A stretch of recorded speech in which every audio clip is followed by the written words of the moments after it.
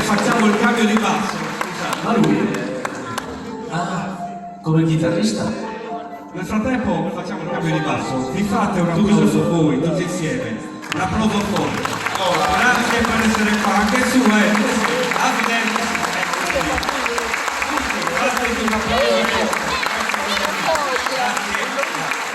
Allora, la prossima canzone è quella che dà più o meno il titolo alla serata, che è Liberi di volare. Questa è La libertà di volare, di quell'album fantastico che avete fatto nel 2000. La dedichiamo a Franco Trotti, che il 4 novembre compie 81 anni. Da Paolo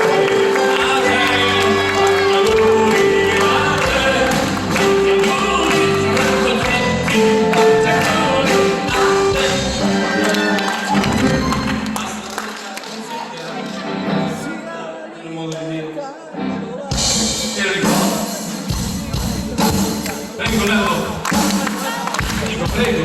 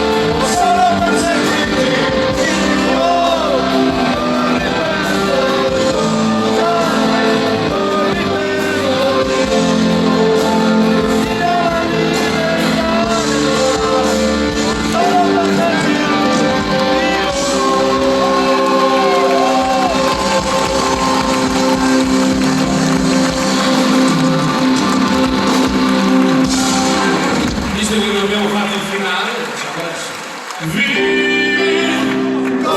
per qualcosa, corri per un motivo, che sia la libertà di volare, o solo per sentirti vivo.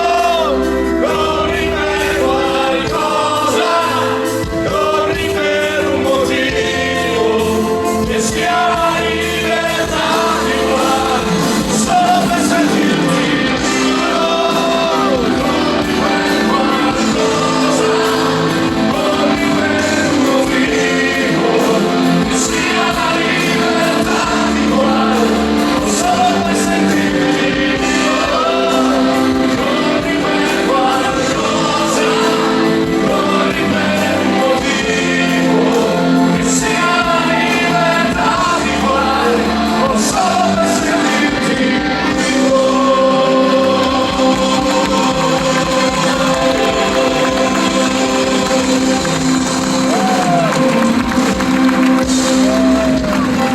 Grazie signore, vi ricordiamo che è tutto improvvisato.